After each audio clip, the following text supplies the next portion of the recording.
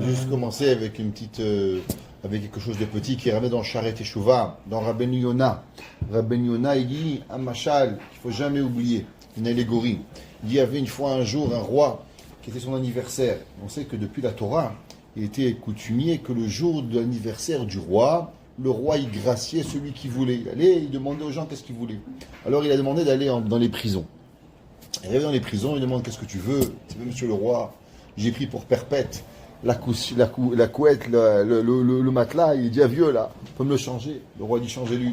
Le prochain, il dit, vous savez, j'ai pas vu un dentiste, ça fait 10 ans, je dois voir un dentiste. Le roi, il dit, allez-y, prenez un dentiste. Et il fait le tour des prisonniers. Et chaque prisonnier, il a quelque chose. Un, il demande de voir sa femme, un de voir ses enfants, un, il demande d'avoir... Chacun, il a une demande. Et le roi, il demande tout le monde. En sortant, le roi, il pleure. Et le fils du roi, le prince, il dit, papa, pourquoi tu pleures? Il dit, je ne comprends pas. Chacun m'a demandé comment vivre mieux en prison. Il n'y a pas un qui m'a demandé comment sortir de prison. Il dit, le Sharet Teshuvah Rabbeinu Yonah, il dit, il arrive, Yamim Noraim.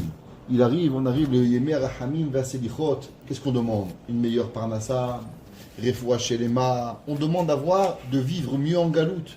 Il dit, si on a Mashiach, il n'y aura plus de problème. Plus de problème de santé, plus de problème de parnassa, plus de problème de shidduchim, plus de problème de rien.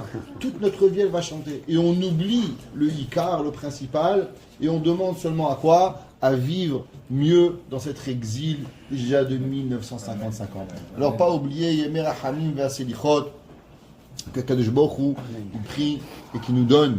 J'ai dit bien Hachem, il prie parce que c'est marqué que Kadosh Baruch Hu, il a deux principes, ce qu'on appelle Rahamim Peshutim et Rahamim Gedolim. Dans les Selichot, on va commencer à la fin des Selichot, on dit Rahamim Peshutim Bikashnu Mimach. On demande les petites miséricordes qui prient aux grandes miséricordes. Akadosh Baruch Hu lui-même il prie. La Gemara dit d'où est-ce qu'on sait qu'Akadosh Baruch Hu lui-même il va prier. Et Rabbi Nachman de Brésil, qu'est-ce que ça veut dire que Dieu il prie? Il dit que c'est les Rahamim Peshutim qui demandent aux Rahamim Gedolim.